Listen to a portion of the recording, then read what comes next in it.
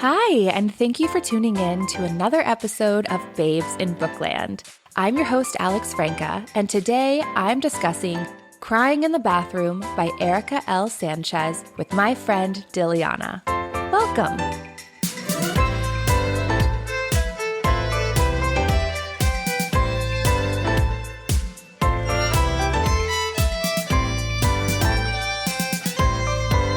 Hi, Diliana. Hi, Alex. Thank you so much for being here. Thank you for having me. This is so much fun. What did you think of Erika L. Sánchez's Crying in the Bathroom? I'm not sure where to begin.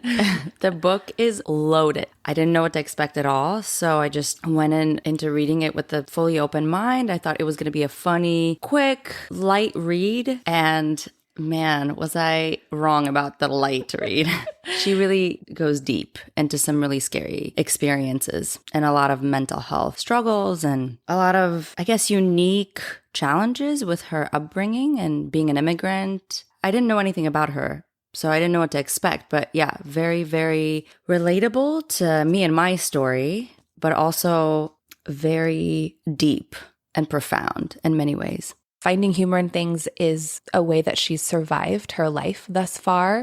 This book is about a woman who feels deeply. She sees the world in a very acute way, and she shares her insights and musings with us with a profound, poignant, and humorous touch. She writes about how she always felt like an outsider and never enough of some of the things she was expected to be, too much of other things. And this memoir is her journey of going through hell, coming out on the other side, and the reflections that come with that. This book was released in 2022, and this is her dedication: for my grandmother, Clara, and all the women who came before. So I like to start off each episode with quick topics, and I like to start off all my quick topics with my new words alert. And there was one word that I learned while reading this memoir: evinces. Don't know what that is. It means to reveal the presence of. I love that. And I love the idea of not feeling insecure when you don't know something and feeling comfortable asking. That's why no questions are stupid. I really do believe that. However, I personally have a little insecurity having English as a second language. In my younger years, so I moved to the United States when I was 13, and that was a very sensitive time in my life and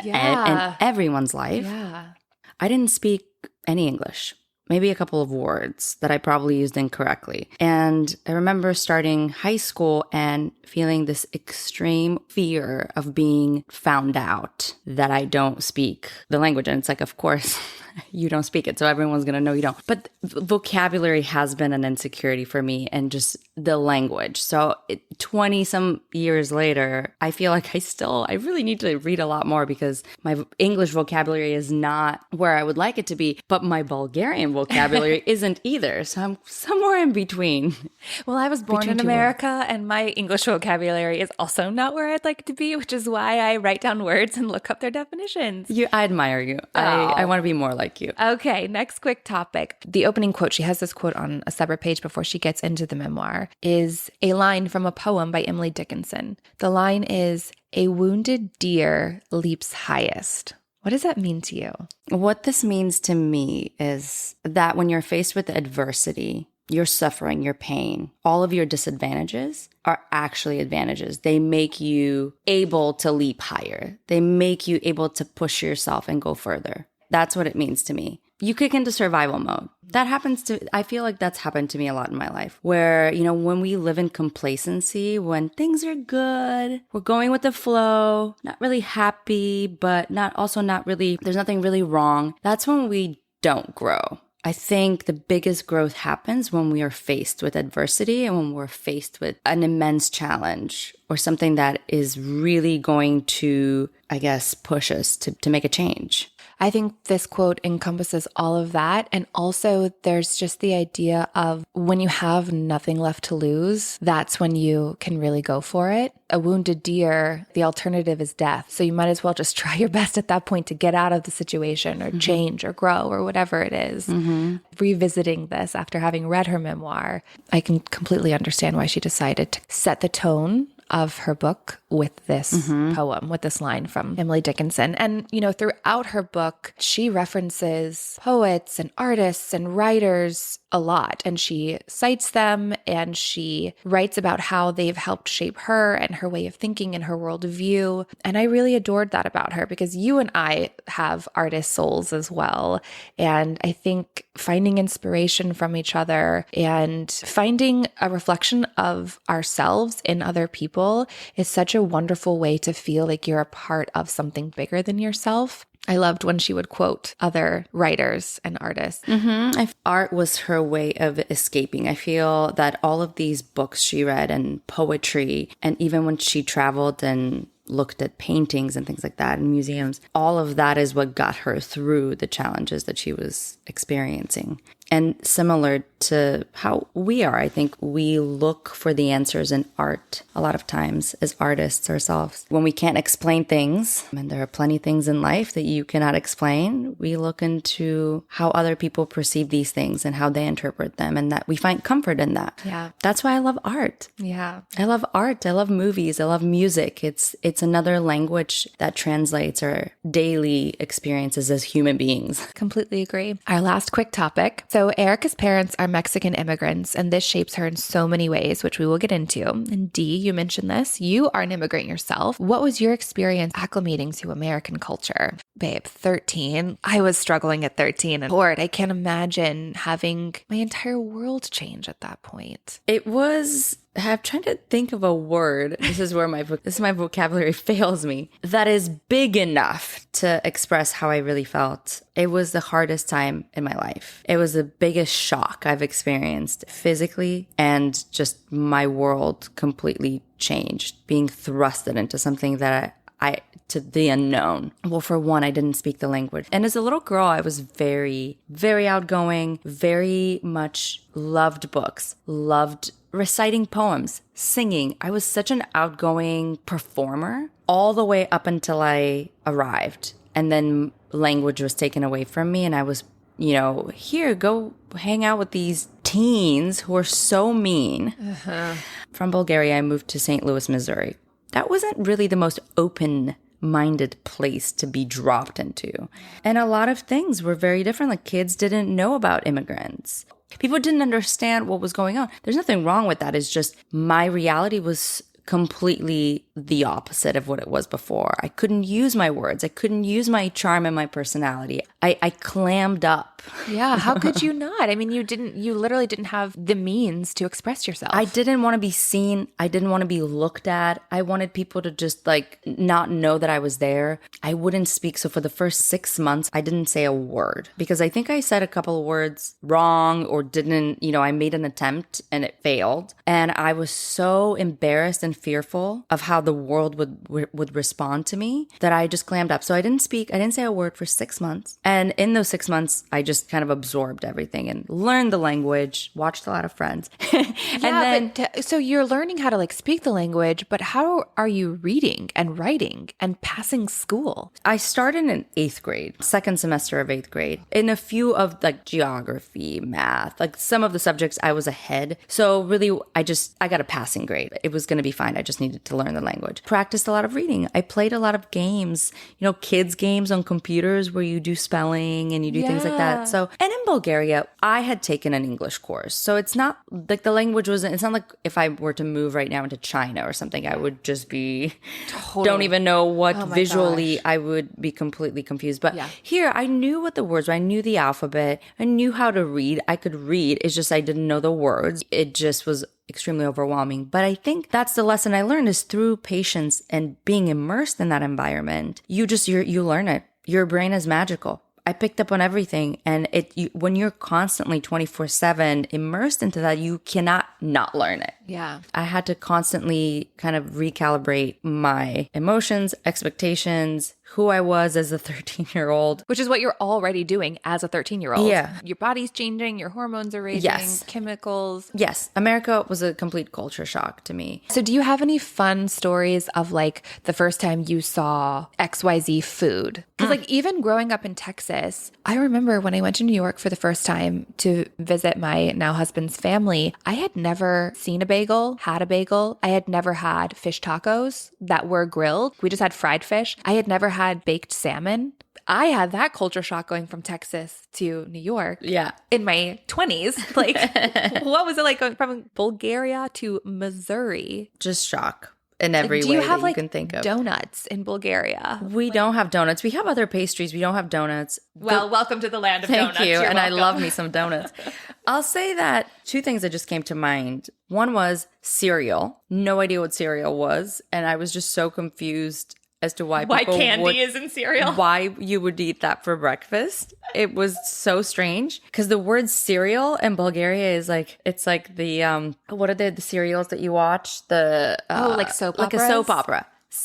The word cereal is used for soap opera in Bulgaria. Interesting. So I remember coming here and people were like, do you want a cereal? And I was like, I am okay to watch cereals right now. But then I realized it was cereal and you put cold milk on it and that's the other thing is we don't really drink cold cow's milk. So those things combined were just very strange to me. I can appreciate a good bowl of cereal these days. Yeah. But that was weird. Hadn't seen a bagel before, which was cool, but not, nothing like the bagel didn't shock me. One thing that I was shocked by is going into a grocery store because in Bulgaria, we at the time, this is 20 plus years ago, we have farmers markets. So there are grocery stores as well, but all the fruits and veggies are organic. Doesn't need the little sign that says organic. And they're all ugly. They look ugly. They're organic. They're not polished. I remember walking into a grocery store here and you saw the mountains of apples, perfectly polished. You could see your reflection in the wax and these beautiful vegetables that were almost felt plastic. And that was a really, really big shock to me. And just how plentiful and abundant the grocery store was. There was not, everything was there. Everything at your fingertips. I grew up, Bulgaria was a communist country. So right when I was born, it's basically the fall of communism. And even when I was little, food wasn't just something that everybody had a lot of. They would give you these coupons and you'd have to line up to get bread with your coupon. You couldn't just buy, I couldn't go to a store and say, I want 7 loaves of bread. I only had to buy 1 right now. That's all I was allowed to buy and I had to wait in line for it. The relationship that people have with things and food here in America is completely different than the way we have it in Bulgaria. There it's just like you only take a little bit, you share it, you make food last as long as possible. And here it's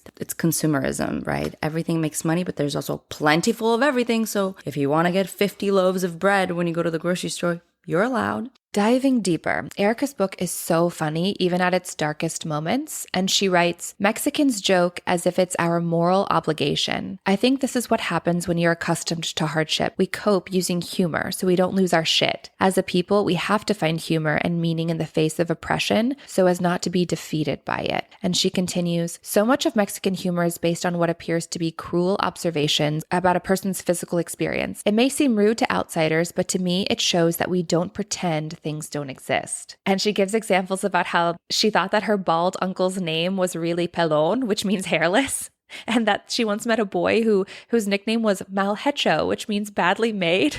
Which is so funny and also so mean at the same time. And I don't know, I would have really struggled, I think, growing up in her family because I actually was kind of made fun of a lot growing up just for various reasons. And I want to have a thicker skin. I know I should, but at a certain point, it sucks being the brunt of the joke for really no reason other than your physical appearance, which you have no control over in some ways, Mm-hmm. I'll just add to this because I relate so much to that. I think the Mexican culture and Bulgarian culture has a lot of parallels. Okay. In Bulgaria, also, people are very straightforward about physical appearances. Everybody is very direct, and not just direct, but harsh and funny about the way you look. In a way, I appreciate that. I see how that could also be toxic to somebody who is really struggling with maybe body dysmorphia or, self-image, things like that. On the other hand, I do think that by having this kind of environment, growing up in a place where people would talk about your appearance, it was fine, no matter what it was, made me not take it so seriously. Mm-hmm. So I let things roll off of me a little bit easier. If you're going to talk about my appearance, I'm not going to take it too hard. Yeah. And I think that is because I grew up with all of these. That was our relationship with physicality. It was just we talked about it, and it was if you didn't look good, you were told that. And maybe made fun of a little bit. And it was great. I think the difference from my experience is that it wasn't a culture or a way that everybody talked to everybody. It was specifically pinpointed at me. But let's make a distinction here because there is one. It's one thing to have your family members tease you about the way you look, and it's another thing to go and have your peers make fun of your appearance. Those are very different things. I think that, she's referring to her mom and her uncles and her, there was a little boy that everybody called this. So yes, it was within her community, but all of it felt like in a lighthearted way. Everybody knew this. Even the kid knew that he looked like this, and that was, whatever. It was a joke. He was in on the joke. He was in on the joke. I think that's the difference is you have to be in on the joke in order for it not to be harmful. I think the moment that you go into this other side of, okay, my peers that I don't even know that well, they're not my trusted friends, are making fun of me, that's hurtful. There's no really way of making that positive. That's just not funny. That's icky. Yeah. So I think that there's a distinction there that we have to be aware of. I completely agree. Erika writes, laughter is a beautiful form of resilience, one that evinces, hey, a generosity of spirit. But sometimes I do wonder, is it brave to find joy amid despair, or is it simply part of being human? Does it even matter? Again, another question that really sat with me.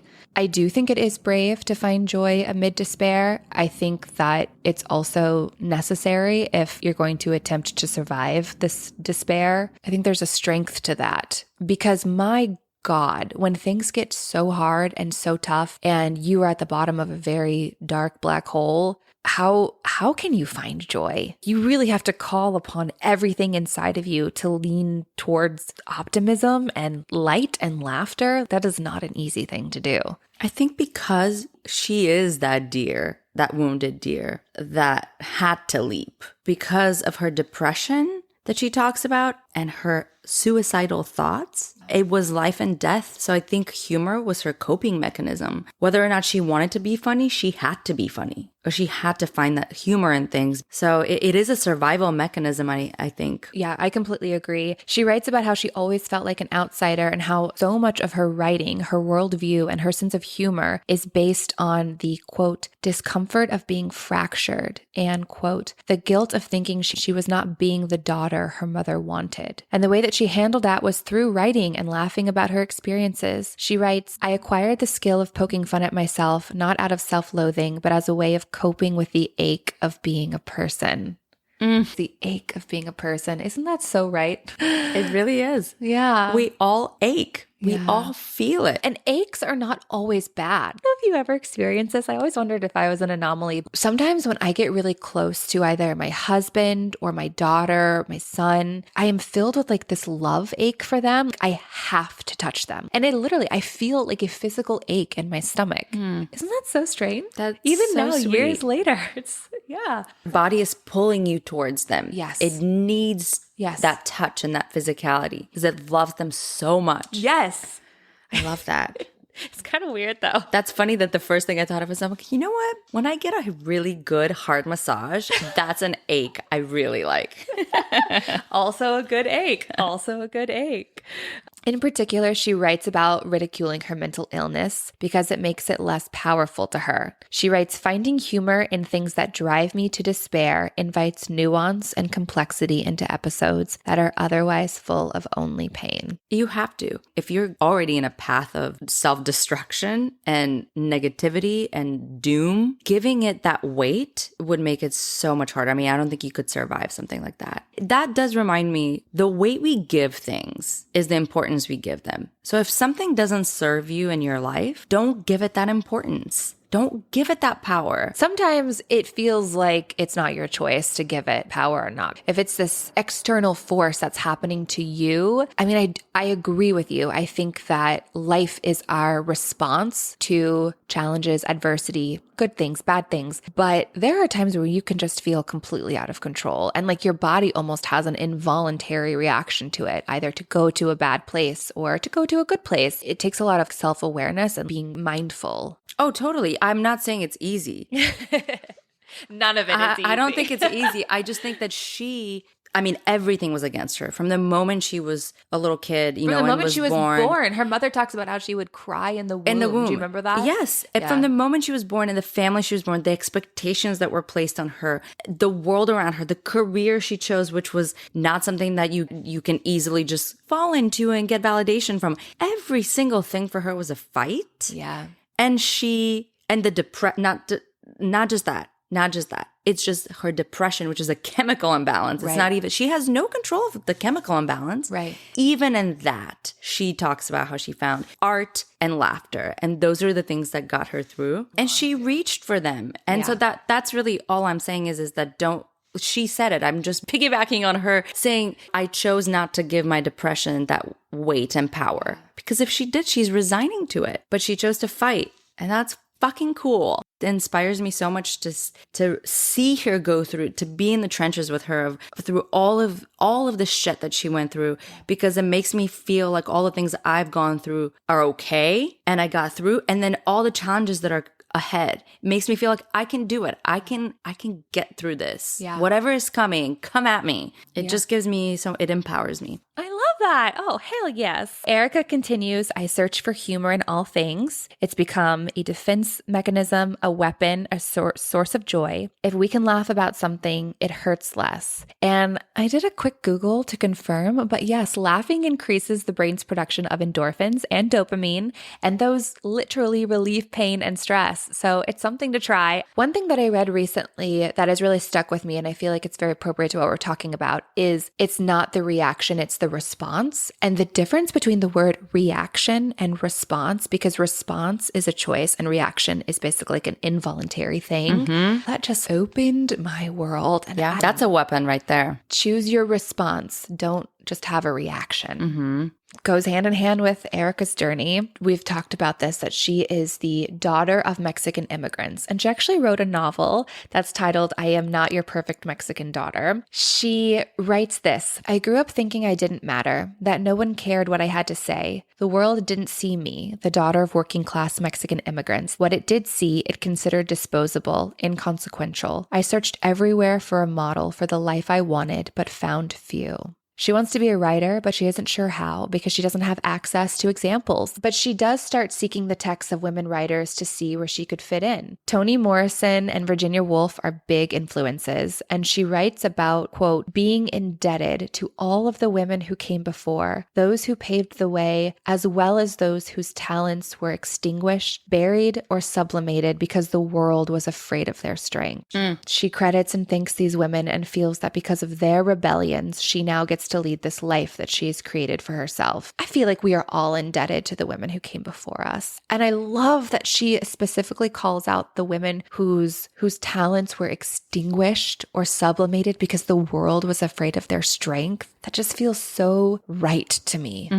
It almost gives me this feeling of I have to tell stories because of all these women who suffered before me, who paved the way for me to be able to tell a story, to use my voice instead of feeling small and feeling like I don't matter. It's like we're a part of this really incredible club of women, and we do kind of owe it to the women who came before us. I mean, that's why this is so simple, but I will always vote in every election because there were so many women who never got that opportunity, and there were so many women who fought with everything they had to make sure that I got that opportunity. And so I'm going to make the most of that opportunity. Like, I'm not going to be apathetic about voting. When you look at the bigger picture, you are contributing to history, not just with your vote, but also with the fact that you're going out there and using your voice. It's an honor to all these women who worked so hard to get us there. You know, it reminds me, oh my God, I'm going to start crying.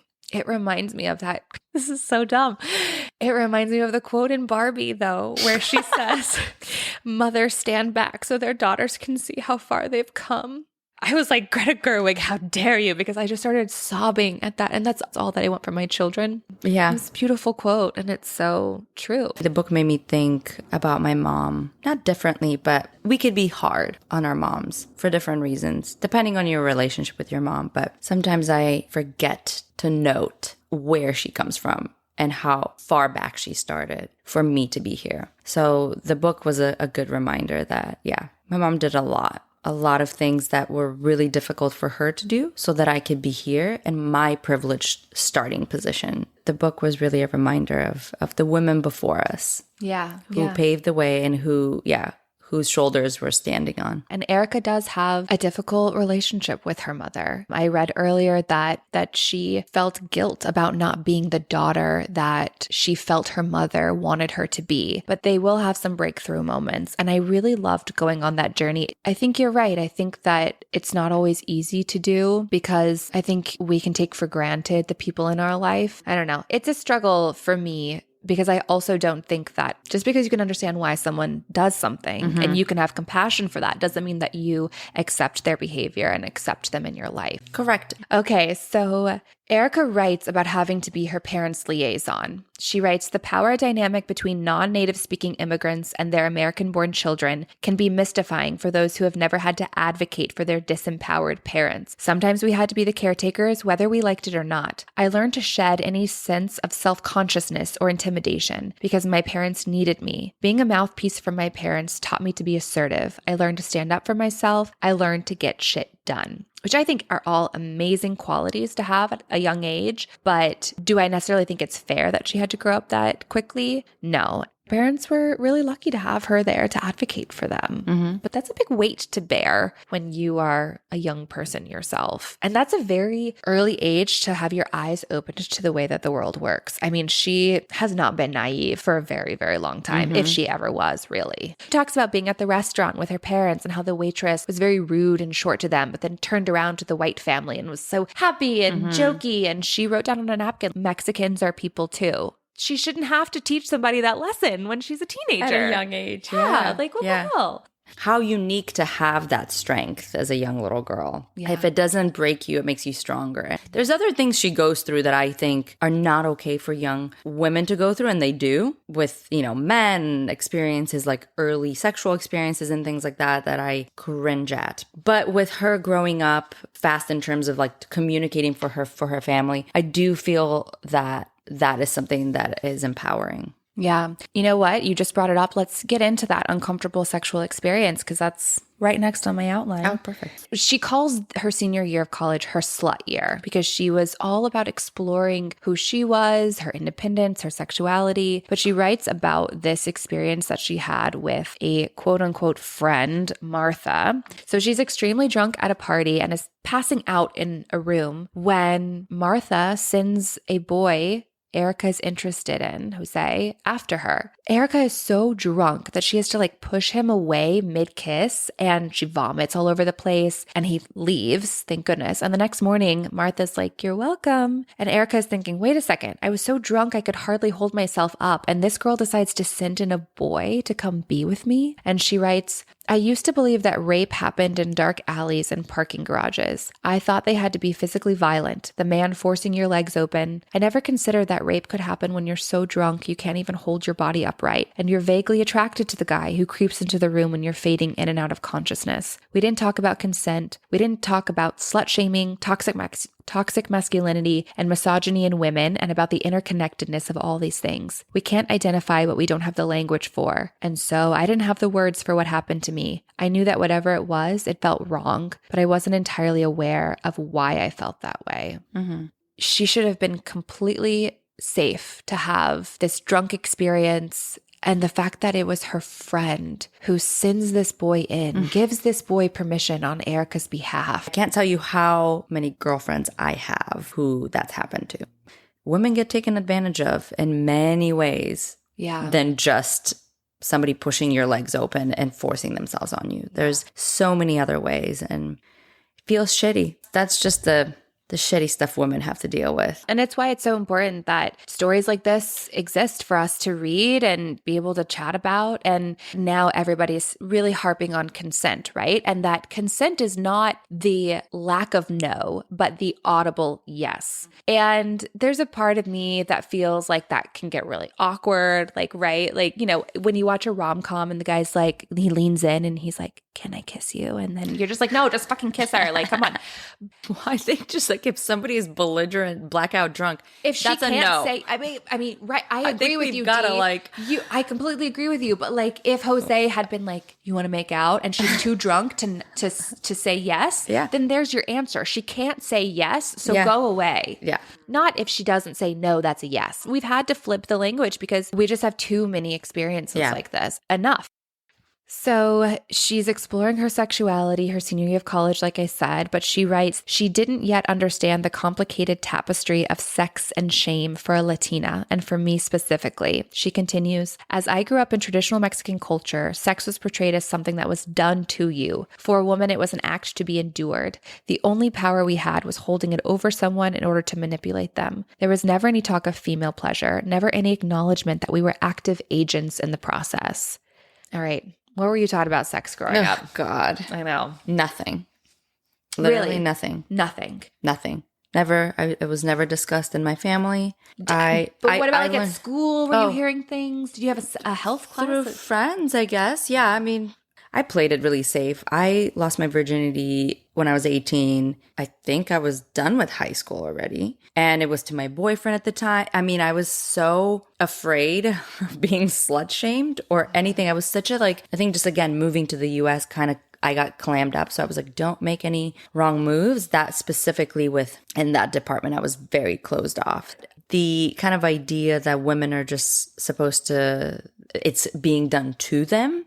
And I think now finally I see that there's more conversation about the pleasure that women can have and the sort of power that women have within sexual experience. It is interesting. So I grew up Catholic. So I feel like that really regulated and defined how I saw myself as a sexual being, as a woman for a long time. Like I felt a lot of guilt. But I do remember health class in 8th grade. She said, men are like microwaves and women are like crock pots when it comes to like getting turned on. Oh, got it.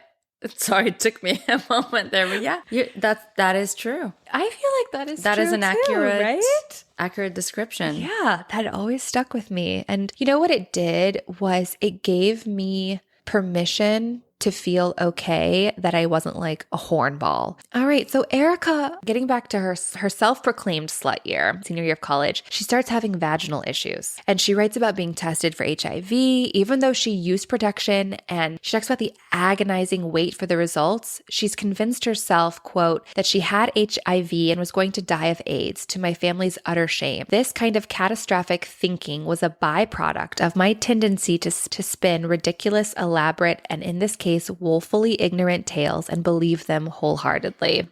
Her tests come back negative, but her doctor is having trouble finding out what's happening. She's diagnosed with chronic yeast infections, but Erika still feels pain and sensitivity that they can't explain. Another clinician suggests that she try Eastern medicine techniques. And she writes, I remember when I first learned about the origins of hysteria, or the wandering womb, according to ancient Greeks. My experience fit into this archaic tradition. Women's pain has always been oversimplified and disregarded. What is not understood is conveniently assigned to the ethereal. No one knew what to do with me that year. My pain was a ghost. Just read an article recently that statistically studies have found that women who are treated by female doctors, they're taken more seriously. Not just in pregnancy, but in general. In general. I found this great article from nationalhealthcare.org called Histories and Hysteria, How Women's Words and Bodies Are Mistreated by the Health System in America. And the article states that various studies have demonstrated that women wait longer for care due to perceptions that women embellish their pain or symptoms. Other literature has focused on the way female patients have poor outcomes due to their abnormal symptom presentation, those differing from males. So it's not really abnormal. It's just the only thing that women have. Not up to standards of pain. The men's standards. Research on patients going to the emergency room with abdominal pain found that women were 13 to 25% less likely than men to receive opioid analgesia, basically to receive pain meds. And other widely quoted findings have shown that after heart surgery, female patients were administered sedative medication significantly more frequently than male patients, rather than pain relief. Isn't that what? Nuts? Yeah. This is crazy. It's a great article. It cites all the sources. I'll link it in the show notes. I just have a thing with the healthcare system in America. I don't know. I don't know how it is. It's better in some ways than Bulgaria and other countries, but at the same time, there's things that are overlooked and the trust we put in these doctors that are implicitly. I mean, we didn't go to school. Like we don't have, there's no other way for us to get answers. We really are looking for at this one person to tell us how to solve our issues. We put our trust in people who are, and then again, not all of them are like this, but are backed by all of these big pharmaceutical corporations. I mean, totally. Just the whole system is so shitty. Yeah. So later, Erika sees a physical therapist for her vaginal pain, and this finally helps. She writes, Whitney began to gently stretch my tense vaginal muscles with her fingers and explained that my body had learned to store stress in my vagina of all places. Scared pussy syndrome, as I like to call it. Though nothing was wrong, my vagina would brace itself for suffering. I had to teach it not to. Do you remember that? Reading that, I was like... Yeah. It just is a reminder how much our bodies and our minds are interconnected. And all those things that we think we're overcoming or we think about, all this stress, even generational things that are passed on that we have no control of, are stored in our bodies. I mean, it makes so much sense. That's why intimacy is hard. Yeah. Because if you have stored some shit from your younger days in your life, it's there. And you may not, in some ways you're not as open, or in other ways you're overdoing it. Or in some ways like hers, she is experiencing physical pain. It makes sense that our hips, our pelvis, our vaginas, we store this energy in different places. And how interesting that she stored hers in her vagina. I feel like, I guarantee you way more women experience this, but no one talks about it. Like if that happened to me, I'd be like, I'm okay. Everything's fine. Just the fact that she was even out there trying to get it figured out says a lot about her. Yeah, and I think it was so painful too that she and she wanted to be able to have sexual experiences and not be controlled by this pain. Yeah. This is the story that she basically opens her memoir with too. Yeah. Yes. So I was like, all right, I know that I am buckling in for a ride for a woman who's going to be completely honest about her experience of being a human being. Yeah. And having hope that in sharing her stories helps me on my journey of being a human being too. So speaking to generational trauma, which she also writes about, she gives us a little bit of background about her familial history. She writes about her grandmother, who, quote, has always been one of my most loyal defenders. When I was visiting her one summer as a teenager, I overheard her talking about me when she thought I was still asleep. She told whoever she was speaking to that I was wise and special but misunderstood. I was touched by this because at that age, I felt no one saw me in a way that was compassionate or even remotely accurate. I feel like it's so important for everyone to have someone in their corner. As you read the book, you really are you do feel like Erika is adrift by herself, this lone wolf, so young, trying to figure things out. It was like a little breath of air to find that her grandmother saw her for who she was. That could be the one thing that she came back to, knowing that there's someone who gets you. Do we tell the people that we love that we love them enough, and why? Because I think it's nice to get details. I agree. Because then you do really feel seen and understood. Yeah. Specifically, this is what makes you, you, and I see that and I acknowledge that. Do you ever overhear anybody talking sweetness about you? I guess it's not talking shit. What's the opposite of talking shit? Talking great about you. My grandmother, on my mom's side, I grew up with her and she was always my champion. She always told me what I was good at. If I was good at something, she would remind me of it and make sure that I understand that this is something that you're good at and this is something you can get better at. And she was always just took care and took the time to nurture certain things in me. And when somebody takes the time and gives you the time, it makes you feel worthy of that. So I think she really, really made a difference in my life. And then later on in life, when I moved to the United States, my best friend in high school, I think she saw me in a different way than other people did. She's always supported me no matter how insecure I may be about a certain something. She was always on my side and saw things from my perspective and kind of encouraged it. So you just really need one person to get you. Yeah. Is your grandmother still alive? Mm-hmm. Have you ever told her? I actually just recently did for her birthday. And I wrote her this really nice, I didn't say it to her face. I wrote it in Messenger, this really long kind of heartfelt note. And then we talked later on the phone and she said she cried. She was like, where did that come from? I don't think she was expecting it. I think she gave love and didn't expect anything back. And to years later see that everything she did made a difference was, I think, just eye-opening for her. That's really cool. That makes me just think, if I sat down and really thought about it, are there people that I could just say thank you to? Thank you for seeing me in that moment. Thank you for supporting me in that moment. It feels so good to do it too, to acknowledge them. Yeah. Okay, so back to Erika. Her parents wanted and expected more for her out of her life, and she felt a lot of pressure to be worth their sacrifices. She writes, knowing that I wasn't what my parents' culture or environment expected me to be, that I was in some ways a disappointment. I set incredibly high standards for myself from an early age. People like me were not expected to succeed, and I intended to prove everyone wrong. Did you have a moment ever? You came to America and people were kind of mean, and you said that you diminished yourself. I know you now. You shine bright. So was there a moment, did you have like that Elle Woods, like, I'm going to make it, I'm going to prove everyone wrong moment? Or was it just kind of with time came wisdom and confidence? I think there were a series of moments like that.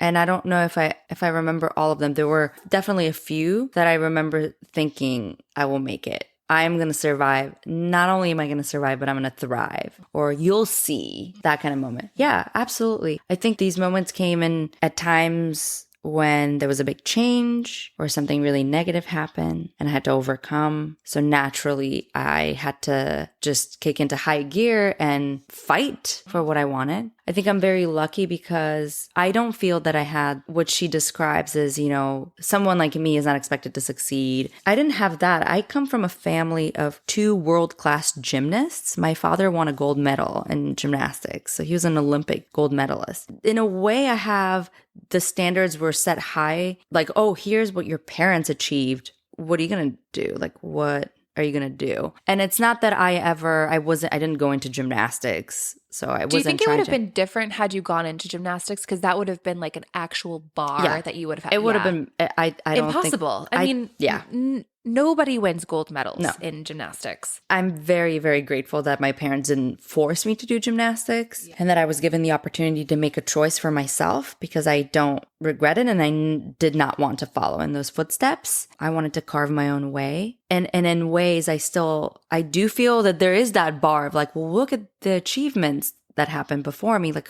how am I going to do those achievements in my field? That is there. So it's a little different from hers. I felt that I need to be extraordinary in some way, find that extraordinary and reach it. And that drives me often. Every once in a while, I'll be like, but is this an extraordinary way of being? Am I being extraordinary? And that's a lot of pressure. That's debilitating in some ways too, But I have had several moments where I felt like, no, I'm going to show you. I've got to change something and I need to be better than this. And most of the time, it is just me trying to do it for myself and not necessarily to prove to anyone. It's just me being like, I will rise to the challenge. I will be better than this. This weird need to get a medal or an award subconsciously. I wonder if it's coming from my parents. Maybe. Being the ones who got competed the medals, and got the medals. It's odd. I have to, again, deprogram myself and oftentimes be like, it's about the journey, not about the external validation or the final result. Like I have to keep telling myself these things because we work in a creative field and I'm not going to get that validation easily or all the time or maybe even ever. And to come to terms with that is a little scary. Yeah. So a lot of times I'll go into crazy mode, no, I'm going to do this. I'm going to overcome and I'm going to prove to everybody that whatever, I'm the best. And then there's other moments where I'm like, okay, I need to chill. It is about the journey. It's about storytelling. It's about the art. It's not about the medal. It's kind of like redefining what success means to you. I want to be the best too. I just You're want to very win. competitive. Yeah, I just want to win. Yeah. It's just enjoying playing the game and not thinking about the last inning, I guess. If I'm trying to sport analogy the crap out of this. I'm not getting caught up in the accolades and the rewards. Yeah. Woo! I know. It's tough. It's tough. Okay. So as we've spoken about already through the podcast, Erika has struggles with her mental health. She writes, "My depression always made happiness a fickle and fleeting son of a bitch. It didn't have a name or shape then when she was young. It was something that I couldn't understand or articulate. A container for my grief. All I knew was that there was a sadness that hovered over me like a sticky cloud and made it hard to live." We've heard her say that she feels she's sensitive, right? She's too sensitive. And she writes about how she was on antidepressants in high school and a friend, quote, "once urged me to abandon my medication and suffer like a warrior." So she writes very candidly about her ongoing navigation of depression. And in 2017, she gets diagnosed with bipolar 2 disorder. She writes, "I thought I had the boring kind of depression, but her doctor determined it was the fun kind instead." Again, just a little like Humor. you know. Basically, her doctor tells her that there's no way that Erika could have accomplished what she's accomplished up to at this point if she had clinical depression. 2 books published. She's teaching at Princeton after being one of 3 people to win the art fellowship. So Erika's like, okay, that makes sense to me, right? Yeah, because with depression, you don't have the drive to do anything. Right. Her doctor takes her off of Prozac, which had been working for her, and switches her to Abilify. And then she gets pregnant. She's in an established relationship with a man named Marcus, but it's not perfect. When she tells him that she's pregnant, he accuses her of trying to trap him, which is really ironic because she's basically the ambitious one with the good job. And she writes that he willingly engaged in and agreed upon protected sex. So again, it's just manipulation there. She wants the child, but Marcus is not supportive, and her new meds are not kicking in the way that she had hoped. She's starting to feel some extreme lows. She writes, "The despair was beyond anything I had ever known, so inconceivable that even now, as I write this, I'm unnerved."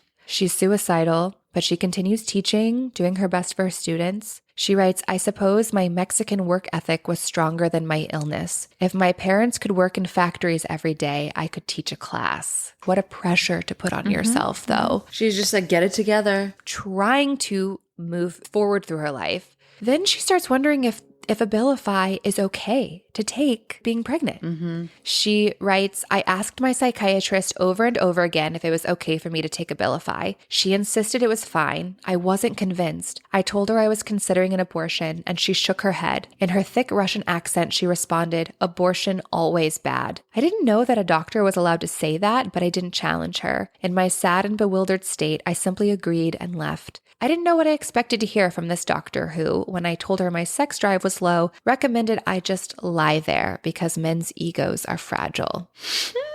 Her mental health is tanking, but at Planned Parenthood, she sees the ultrasound and a sudden hope pulses through her, and she chooses to keep the pregnancy, and she names the baby Clara after her grandmother, even though at this point she's not sure if she's having a girl or not. She just feels that. But she still needs to fix her brain. She writes, "Every waking moment felt like penance." Which, isn't that such a heartbreakingly beautiful way to articulate dealing with depression and pain? She writes that she didn't tell her OB about her depression and just tried really hard to be fine. And she's not really sure why. She often has thoughts about killing herself, and she's hanging on by a thread. She writes, "In escaping a life I could no longer bear, I would be destroying several others. In some ways, my guilt is what kept me alive." She does end up having the abortion, and it's a heartbreaking read and truly highlights the nuances of these situations. And she concludes this section with, "Those of us who have struggled with this experience need to feel like we're not alone. Where can we talk about this without being pelted by stones?" This book came out in 2022, so the timing of it with the overturning of Roe v. Wade, it just adds like an extra layer of yuckiness and sadness, because women's abortion experiences are very nuanced. And that was something that I had to come to terms with. I was growing up Catholic. I was very pro-life. I mean, that was one thing that they like hounded into you in the Catholic Church. And I thought that all women who got abortions were just not good people, and that they were just having selfish, unprotected sex, and it was the baby. But like, that's just not true.